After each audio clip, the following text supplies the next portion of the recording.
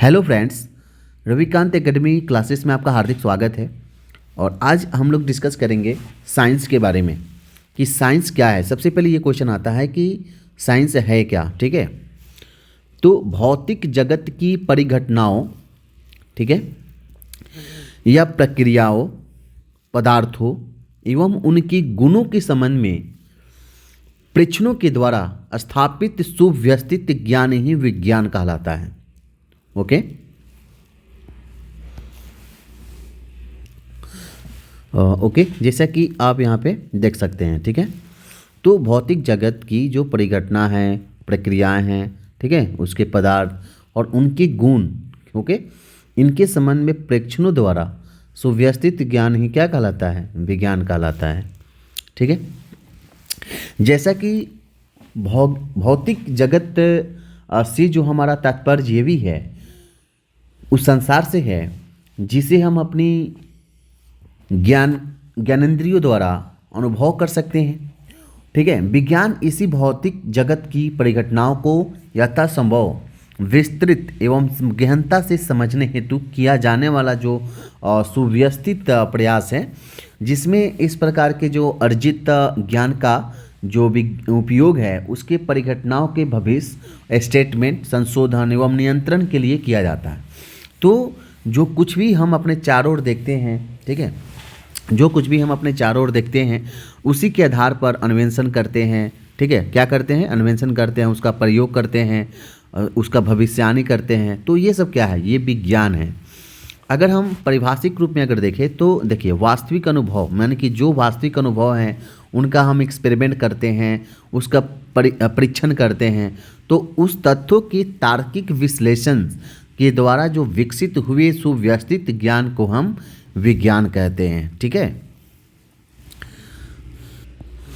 Now discuss next point है कि विज्ञान को मुख्यतः 3 भागों में जो है विभाजित किया जा सकता है। जैसे कि पहला है हमारा प्राकृतिक, ठीक है, प्राकृतिक विज्ञान, जिसे नेचुरल साइंस के नाम से हम जानते हैं। ओके, सेकेंड है हमारा औपचारिक, ओके, औपचारिक विज्ञान, ठीक है, like that formal science, it's okay. And third है हमारा सामाजिक विज्ञान। ओके, सामाजिक विज्ञान, okay, like that social science. तो ये सब जो है, अब देखिए, इसमें अगर प्राकृतिक साइंस के बारे में अगर हम बात करें, ठीक है, प्राकृतिक साइंस के बारे में, तो एक मिनट, ओके, प्राकृतिक साइंस के बारे में अगर हम बात करें तो इसमें जो है आते हैं हमारे क्या हैं, फिजिक्स आ जाते हैं। ठीक है, फिजिक्स, केमिस्ट्री, ठीक है, और जीव विज्ञान, जिसे हम लाइफ साइंस भी बोल सकते हैं। ठीक है, बायोलॉजी। ठीक है, अगर हम औपचारिक विज्ञान के बारे में अगर बात करें तो इसमें आ जाते हैं आपके गणित, ठीक है, math, okay, like that maths और लॉजिक, रीजनिंग भी आप बोल सकते हैं। और इसे सोशल साइंस में एक आता है मानव व्यवहार, ठीक है, और दूसरा आता है समाज। अब देखिए, इसमें सामाजिक विज्ञान में बहुत सारे, जैसे कि हिस्ट्री, ठीक है, हिस्ट्री, ज्योग्राफी, पॉलिटी, इकोनॉमिक्स जो भी है, ये मतलब कि भू विज्ञान भी आ जाएगा। ठीक है, तो इस तरह से जो है ये आते हैं। नेक्स्ट पॉइंट ये है कि प्राकृतिक विज्ञान के बारे में हम लोग बात करेंगे, जैसे कि नेचुरल साइंस के बारे में। ठीक है, ओके, तो ये जो है, जैसे कि देखिए, प्राकृतिक विज्ञान होता ये है ना कि विज्ञान की वह शाखा जो प्राकृतिक परिघटनाओं का विवरण, ओके, ठीक है, जो परिघटनाओं का जो है इसका परिघटना का विवरण। ओके, इसका व्याख्या, व्याख्या यानी कि एक्सप्लेनेशन, ठीक है, एक्सप्लेन करते हैं उसको, ठीक है। और ये भविष्य का जो स्टेटमेंट है कि ये होगा, ठीक है, मतलब कि एक, मतलब कि पहले से ही तय तमाम किया हुआ जो है स्टेटमेंट। और ये अवलोकन, ठीक है, अवलोकन और अनुभवजन्य, ठीक है, अनुभवजन्य। ओके, तो इन साक्ष्यों के आधार पर होता है ना, ठीक है, इन साक्ष्यों के आधार पर जो है हम कह सकते हैं, साक्ष्यों के आधार पर जो घटना होती है ना वो होती है प्राकृतिक जो है, ठीक है, प्राकृतिक विज्ञान, ठीक है। असल में विज्ञान शब्द का प्रयोग जो है वो प्राकृतिक विज्ञान के लिए ही किया जाता है। माने असल में जो हम साइंस का जो प्रयोग करते हैं तो वो प्राकृतिक जो है साइंस के लिए ही किया जाता है, ठीक है, प्राकृतिक विज्ञान के लिए के लिए या विज्ञान के लिए किया जाता है, ठीक है। जैसे कि आपको पता है कि प्राकृतिक विज्ञान को जो है 3 भागों में जो है बांटा गया है। तो जैसे कि आपको पहले ही बता चुके हैं कि जैसे कि यहाँ पे पहला आएगा ये आपका फिजिक्स आएगा, ठीक है, फिजिक्स। और ये आपका आ जाएगा दूसरा, सबको जानता है, आई नो डैट। और तीसरा आ जाएगा आपका जो है ये हमारा बायोलॉजी, ठीक है। तो ये तीनों आधार पर जो है इसे बांटा गया है प्राकृतिक विज्ञान को, ठीक है। ओके, तो फिजिक्स का मतलब ये होता है कि फिजिक्स शब्द ग्रीक भाषा से जो है लिया गया है, ठीक है, जिसका अर्थ होता है प्रकृति या प्राकृतिक। ओके, जैसा कि प्रकृति के मूलभूत नियमों का अध्ययन, ठीक है, जो प्रकृति के जो मूलभूत नियमों का जो अध्ययन है एवं उसके विभिन्न जो प्राकृतिक परिघटनाओं में उनकी जो अभिव्यक्ति के अध्ययन को जो हम भौतिकी कहते हैं। जैसा कि एग्जाम्पल में अगर हम बात करें तो पृथ्वी के द्वारा जो है, ठीक है, पृथ्वी के द्वारा प्रत्येक वस्तु पर गुरुत्वाकर्षण बल लगाया जाता है तथा सेब के टूटकर पृथ्वी पर गिरने की जो परिघटना में जो गुरुत्वाकर्षण बल की अभिव्यक्ति है, ठीक है। अध्ययन की दृष्टि से अगर देखा जाए तो भौतिकी को जो है अलग अलग भागों में बांटा गया है, जैसे कि यांत्रिकी, ओके, ऊष्मा, तरंग गति, ध्वनि, प्राकृतिकी जो प्रकाश, विद्युत धारा, विद्युत चुंबक तत्व और मॉडर्न फिजिक्स, ठीक है। Okay, next point discuss. Next point हम लोग का है कि फिजिकल क्वांटिटीज, ओके, भौतिकी राशि की।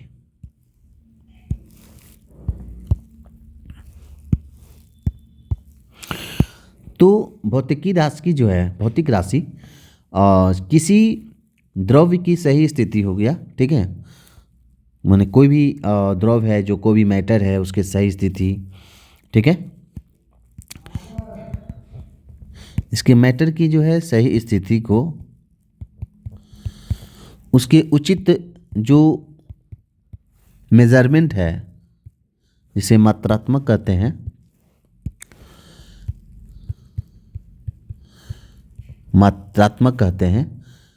मात्रात्मक की स्थिति जो है, ठीक है, या किसी परिघटना की सटीक व्याख्या के लिए, माने कोई भी परिघटना है उसकी जो सटीक जो व्याख्या है, विश्लेषण है, ठीक है, के लिए जिन पदों का जो हम उपयोग करते हैं ना, जिन पदों का जो हम उपयोग करते हैं, जिन पदों का जो उपयोग करते हैं, ठीक है,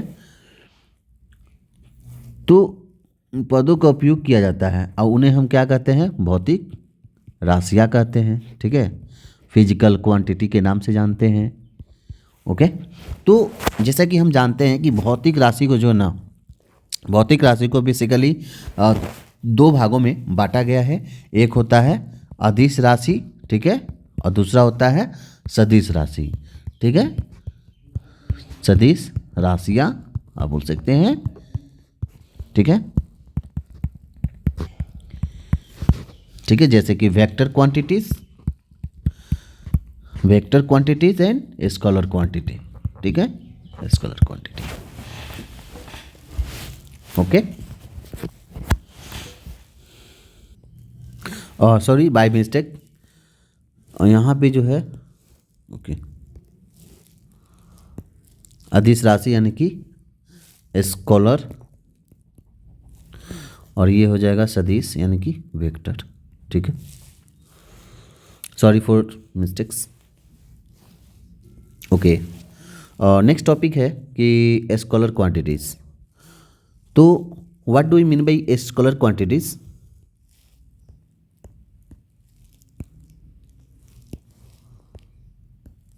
ओके, तो वे भौतिक राशियां जिन्हें व्यक्त करने के लिए केवल जो है ओनली रिजल्ट यानी कि परिणाम की, यानी सॉरी रिजल्ट नहीं, यहाँ पे मैग्नीट्यूड हो जाएगा, यहाँ पे जो है केवल मैग्नीट्यूड की जो है ज़रूरत होती है, ठीक है, ओनली फॉर मैग्नीट्यूड, तो अदिश राशियाँ कहलाती हैं, ठीक है, जिसे स्केलर क्वांटिटीज कहा जाता है। जैसे कि इन राशियों के साथ कोई दिशा नहीं होती, दिस इज नो, इसमें जो है नो डायरेक्शन। अदिश राशियों को समान बीजगणितीय जो है विधि से जोड़ा जाता है। इसे जो है जो अलजेब्रा जो है मेथड्स से जो इसे जोड़ा जाता है, ठीक है। लाइक दैट ये जोड़ के त्रिभुज नियम का पालन नहीं करते। जैसे कि द्रव्यमान है, ठीक है, तो द्रव्यमान का यूनिट हम सब जानते हैं कि मास, द्रव्यमान मास यानी कि केजी, ठीक है, तो इसे जो है केजी में व्यक्त किया जाता है। ओके, जैसे दूरी हो गया तो डिस्टेंस हो गया आपका, तो डिस्टेंस का जो यूनिट हो जाता है वो किलोमीटर, ठीक है, या मीटर होता है, सॉरी।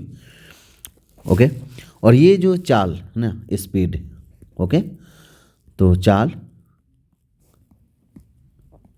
स्पीड, ठीक है। अब आयतन भी हो सकता है, ठीक है, आयतन भी हमारा क्या है, वो है आपका अदिश राशि है, ठीक है, आयतन हो गया, कार्य हो गया, ठीक है, और ये आपका हो गया शक्ति, ठीक है। तो ये जितने भी है वो जैसे कि बीजगणितीय विधि से जो है इसे जोड़ा जाता है, ठीक है।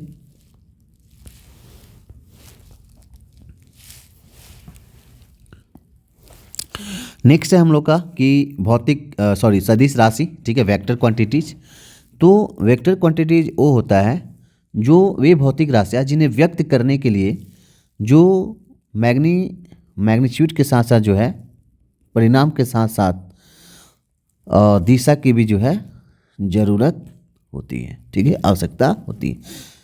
यानी कि जैसे कि लाइक दैट एमडी से आप या डीएम से जो है इसे याद रख सकते हैं। वेक्टर क्वांटिटी बराबर डीएम, डी फॉर डायरेक्शन, ठीक है, आई एम फॉर मैग्नीट्यूड, ठीक है, मैग्नीट्यूड। तो ये कहलाता है आपका सदिश राशियाँ।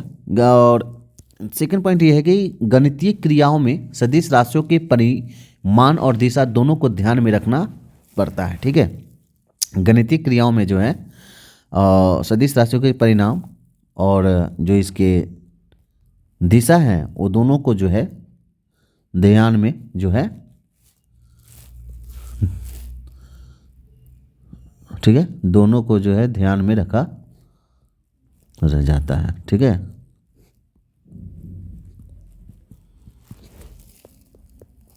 ओके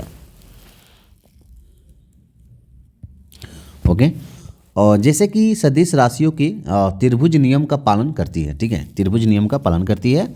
और जैसे कि यहाँ पे हम एक उदाहरण के तौर पे हम देख सकते हैं एग्जाम्पल में कि यहाँ पे जो एग्जाम्पल आएंगे वेक्टर क्वांटिटीज़ के, वो आएंगे पहला वेग, वेग मतलब कोई भी आ सकता है, वेग हो गया आपका, विस्थापन हो गया, ठीक है, विस्थापन हो गया, उसका बल हो गया, ठीक है, और ये संवेग, ठीक है। तो ये सब जो है इत्यादि, ये सब जो आपके वेक्टर के जो है एग्जाम्पल है, ठीक है, वेक्टर एग्जाम्पल, ठीक है। जैसे कि एक मिनट, जैसे कि वेग है, ठीक है, तो वेग जो है ना, वेग, तो ये 5 किलोमीटर पर सेकेंड, ठीक है, जैसे कि पूर्व की ओर। विस्थापन जो है आपका 10 किलोमीटर पश्चिम की ओर जो है, और ये बल आपका हो गया 5 न्यूटन, ठीक है, नीचे की ओर, ठीक है, और ये हो गया संवेग, यानी कि 5 किलोग्राम मीटर पर सेकेंड, दाएं की तरफ, लेफ्ट हैंड, ठीक है, ओके ओके। और जैसे कि यहाँ पे अब हम लोग देखेंगे कि सॉरी,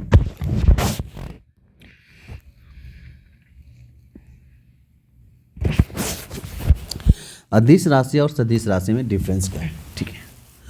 तो इसका एग्जाम्पल अगर हम देखें तो अदिश राशि में जो आएंगे, दूरी हो गया, चाल हो गया, ठीक है, चाल, शक्ति, ऊर्जा, ठीक है, और ये आपके होंगे लंबाई, ठीक है, आपका क्षेत्रफल, ये एरिया, ठीक है, आयतन भी आएगा आपका अदिश राशि में आएगा, ओके, द्रव्यमान भी आएगा आपके अदिश राशि में ही आएगा, आपका घनत्व भी जो है अदिश राशि में आएगा, तापमान भी आपका अदिश राशि में आएगा, कार्य भी आपका अदिश राशि में आएगा, विद्युत धारा जो आपका आएगा वो अदिश राशि में आएगा, और आपके दाब जो है वो प्रेशर, ये भी अदिश राशि में आएगा। अगर हम सदिश राशि की बात करें तो आपका सदिश विस्थापन, ठीक है, वेग विस्थापन, सॉरी वेग सदिश, ऐसे याद कर लीजिएगा, ठीक है, बल, ठीक है, बल सदिश, ऐसे संवेग सदिश, ओके, त्वरण सदिश, वजन, भार, ठीक है, विद्युत धारा, ठीक है, विद्युत क्षेत्र, विद्युत धारा तो आपका अदिश राशि में आएगा, ठीक है, आपका हो जाएगा विद्युत तीव्रता, ठीक है, विद्युत तीव्रता, ठीक है, विद्युत धारा और घनत्व, देखिए दोनों बहुत डिफरेंस है, ये डेंसिटी आ जाता है घनत्व, ठीक है, और ये विद्युत धारा, इलेक्ट्रिक करंट, ठीक है। तो ये आपके आ जाएंगे, आपके दोनों में डिफरेंस। तो ये बहुत ज़्यादा एग्जाम पूछा जाता है कि दूरी क्या है, अदिश है कि सदिश है, ठीक है, विस्थापन क्या है, सदिश है कि अदिश है, या शक्ति हमारा सदिश है कि अदिश है। तो ये ऑब्जेक्टिव टाइप क्वेश्चन में पूछे जाते हैं सवाल। नाउ डिस्कस मूल राशि, ठीक है। तो मूल राशि यानी कि जो फंडामेंटल क्वांटिटीज़ होते हैं, फंडामेंटल क्वांटिटीज, तो फंडामेंटल क्वांटिटी जो होते हैं वो भौतिक राशियाँ जो अनभौतिक राशियों से क्या हैं, स्वतंत्र हैं, ठीक है, वो भौतिक राशि जो अनभौतिक राशियों से क्या है, स्वतंत्र हैं।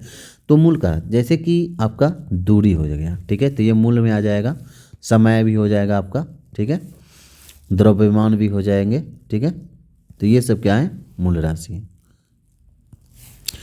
अभी कहता है व्युत्पन्न राशि, ठीक है, व्युत्पन्न राशि जिसे हम डिराइव जो है, जैसे कि डेरिवेशन करना, डिराइव क्वांटिटीज भी हम बोल सकते हैं, ठीक है।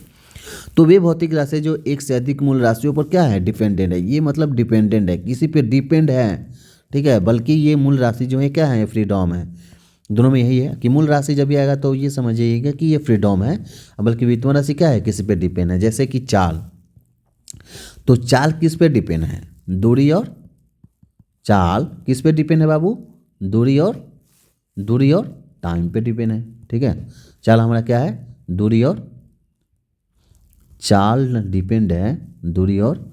जैसे कि स्पीड निकालना है, तो स्पीड निकालने के लिए हमको क्या क्या चाहिए, उसका डिस्टेंस चाहिए और क्या चाहिए, टाइम चाहिए। ठीक है, तभी हम क्या निकाल सकते हैं, स्पीड निकाल सकते हैं। ठीक है, नेक्स्ट क्लास में हम लोग देखेंगे मापन की इकाइयाँ, यूनिट ऑफ मेजरमेंट के बारे में हम लोग डिस्कशन करेंगे। तब तक के लिए हम क्लास को यहीं पे समाप्त करते हैं। वीडियोस कैसा लगा आप लोग ज़रूर बताइएगा, और देखने के लिए थैंक्स फॉर वाचिंग वीडियो। ठीक है, देखने के लिए आपको बहुत बहुत धन्यवाद। एक छोटा सा प्रयास है, ठीक है, समझाने का कोशिश किया हूँ, और बल्कि जैसा कि हमें पता है कि आपको पता होगा ये सब, लेकिन फिर भी समझाने का हमने कोशिश किया है। ठीक है, तो वीडियो कैसा लगा आप लोग ज़रूर बताइएगा, और थैंक्स फॉर वाचिंग वीडियोस।